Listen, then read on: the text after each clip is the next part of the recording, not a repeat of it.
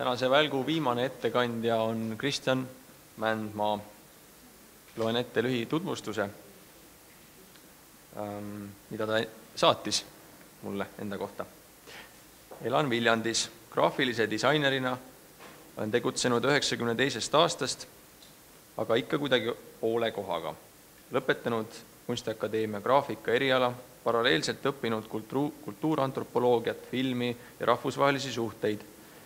Igapäevase disainipraksise kõrvalt töötanud ajalehetoimetuses, kirjastuses, ministeeriumis ja ülikoolis. Ideaalselt sobivat kohta ei ole veel leidnud, otsingud jätkuvad. Palun.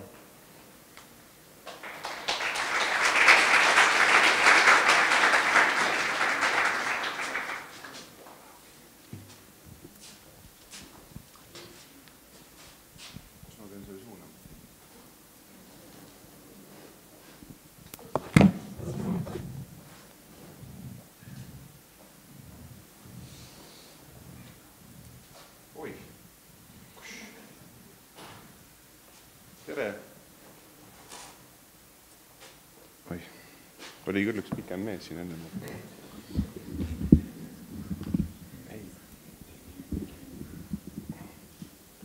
Tere ka minu poolt. Mina siis olen disainerite esindaja tänasel õhtul.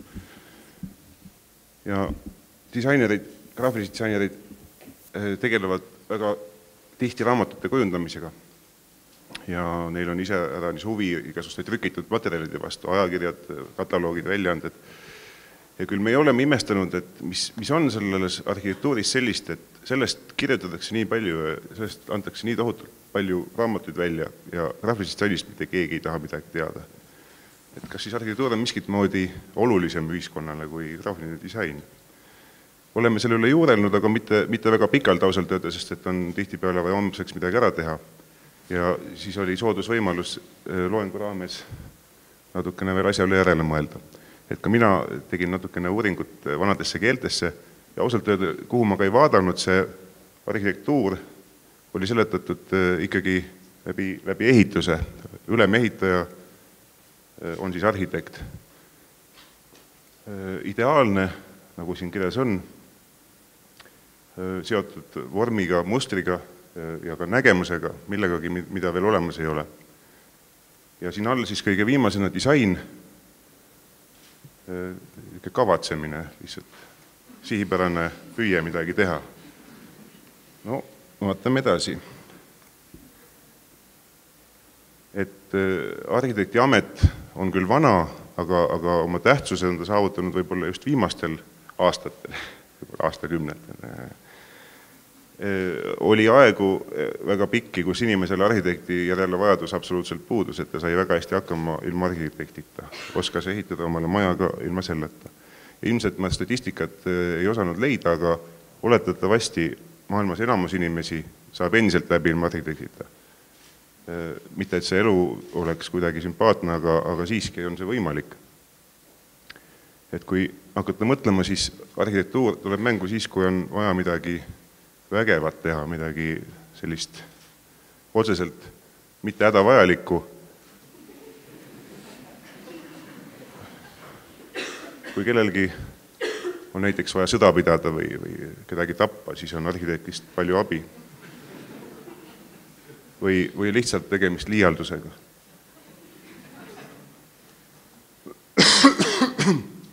Paigutada kuidagi moodi asja paremaks luua, kui ta tegelikult on. Ja tahes tahtmata sellega astutakse selliseid üsna karme samme. Hilja, kui ma sõitsin bussiga Viljandi poole, siis sattusin kogemata ühe mehe kõrvale, kes oli tulnud just Hiinast õppimast mitmesuguseid idamaiseid võimlemiskunste. Ütles, et mis teda enim hämmastas seal oli see, et ükskõik kui tihe ei ole see inimsumm, inimesed miskit moodi nagu suudavad seal kokku põrkumata liikuda. Et harva on näha tigedat nägu või haput ilmet, keegi iial ei vaidle üksteisega, ei kakle. Ja kõik see kuidagi sujuvalt kulgeb üksteisest läbi ja mööda, liiga tegemata. Ja võib seda äkki võrrelda sellise asjaga nagu eestimaine võsa. siin Eevi Arujärv rääkis sellest, kas ühiskonda võib võrrelda aiaga või mitte. Ja kui aeda ikkagi ei hoolitse, see aednik läheb ära, siis hakkavad tulema kahjulikud putukad ja mingisugused umbrahutaimed. Aga võib-olla need ei olegi ju mitte sellised ebaloomulikud külalised selles kohas. Et aed või võsa, mida seal täheldada võib, on see, et loodus või see elutegevus miskit moodi saab omavahel hakkama hästi ilma igasuguste korraldavate jõududeta ja reageerib olukorrale vastavalt vajadusele. Et kui rääkides ideaalsest arhitektuurist, meie, kes me oleme, ütleme ka, külalised siin selle planeedi peal, siis võib-olla oma selle arhitektuuri tegevusega, mida võiks taotleda, mis võiks olla see idee või nägemus, on see, et samamoodi sobituda sellesse keskkonda ja kuidagimoodi proovida vooluga ehk rohkem kaasa minna. Et kas just niimoodi, aga võib-olla mõneski mõttes. Arhitektuurist taaskord vabandama pean, et kaugel olles juhusikult läksin ükskord mööda, kui korraldati konverentsi Kunstiakadeemia aulas, kus üks sümpaatne saksa arhitekt rääkis ja ma oletan, et ta rääkis arhitektuurist, mis just kui jälgib loodusvorme ja voolab sujuvalt mööda maastikku, kus ei raiuta kalju sinna sisse auku selleks, et sinna hoonet panna. See oleks minu jaoks võib-olla mõte ideaalsest arhitektuurist. Et kas see nüüd just nii tobe peab välja nägema, et uksed peaks olema inimese kujulised ja ukselingid ergonoomilised. Aga et ongi naljakas, et see ergonoomika aspekt arhitektuuriga nagu ei taha hästi kokku käia, et see tundub olevat midagi nagu selle vastupidist või võõrast, et rohkem on sellel pistmist disainiga.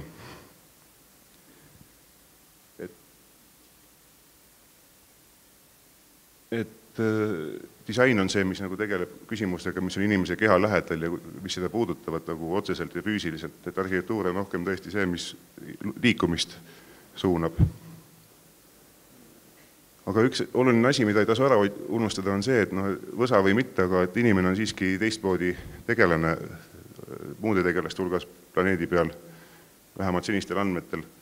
Et teda eristab see, et tal on mõistus peas ja mõistus tahab aeg-ajalt sügamist saada. Ja siis on ka arhitektuuril selline funktsioon, et ta peaks olema meeli ülendav. Ta peaks miskit moodi mõjuma meie emotsioonidele, meie fantaasiatele. Ja see on muidugi hea põhjendus, miks arhitektuuriga võiks tegeleda. Aga kui järele mõelda, siis muidugi kõik see on natuke nagu liiga kallis, et need samad katedraalidki jäid ju pooleli enamasti ja mõni üksik neist lõpetati ära. Et kes on arvutiga kursis, see teab, et tänapäeval selliseid katedraale enamasti ehitatakse 3D-s ja mulje on enam-vähem sama ja mida aeg edasi seda ütleme isegi paremaks, seda euslikumaks see mulje muutub, kui me võiksime saada tegelikus elus. Nii et kus siis on vaja nüüd arhitekte selle juures? Et see sama ehituse aspekt mulle tundub, ma ei tea, kas see niimoodi läheb või mitte, et mulle tundub, et see on nagu üks hääbuv nähtus. Et võib-olla varsti on aeg, kus mitte ainult esemeid ei prindita printeriga, vaid ka maju hakatakse printima lihtsalt.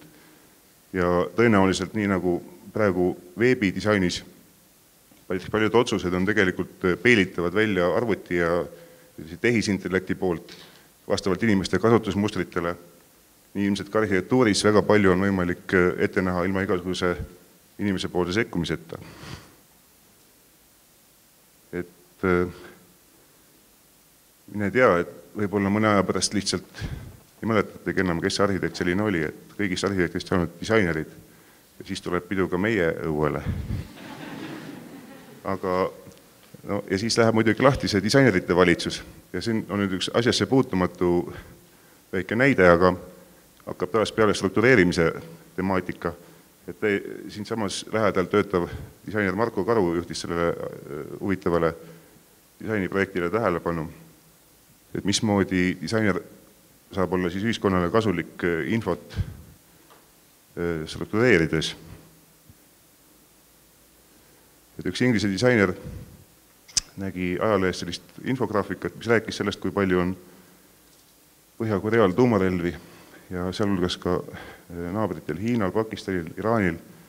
Kõik näeb väga ähvardav välja, et kui vaadata maailma statistikat, siis tuumalõhkepeade arv on lihtsalt kohutav. Venemaal neid kõige rohkem, 5000, siin Ameerikal 4000, Prantsusmaal 300, Iisraelil ja nii edasi, Pakistanil siis 15, varsti ilmselt lisandub sinna Iraan. Et see kõik on päris kohutav ja hirmus lugu, aga et mida see ikkagi tegelikult tähendab. Ja ta hakkas seda asja natukene uurima ja vaatas, et maailma pinnalootus on nii palju, inimesi elab seal ainult väiksel osal, 12% sellest maailma pinnast. Ja siis asus arvutama, et ühe lõhkepea purustusraadius on umbes 15 ruutkilomeetrit ja juba see on natuke kõnekas fakt, et Londoni kesklinna suurus on 26 ruutkilomeetrit. Ja siis, kui ta selle kõik läbi jagas, siis selgus, et maakera elamiskõlbmatuks muutmiseks oleks vaja 1 200 000 tuumalõhkepead, aga meil on 10 000 neid praegu kokku. Ja selle peale võib öelda, et arhitektide abiga enamus inimesi elab ju linnas, et selle ei peagi ju hakkama kuskil põllu peal plahvatama. Et ka selle ta uuris järele, et meil on nüüd neid nii palju, kui neid kollaseid on, et minu jaoks oli see üsnagi mõtlemapanev statistika.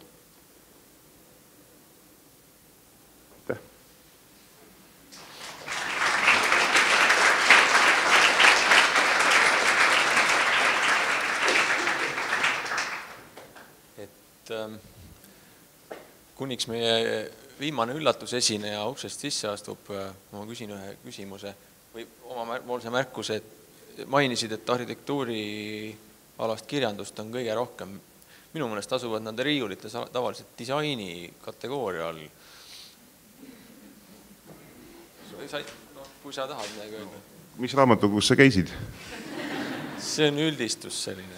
EKA raamatukogus võib-olla tõesti on nad disaini kategooria, kuigi ma ei usu hästi. See võib-olla siis kuskil mujal, aga arvan, et on enamuses raamatukogus ikkagi arhitektuuril on oma väärikas riiuli vahe olemas. Kas kellelgi on pakitsevaid küsimusi? Härra Mändmaale.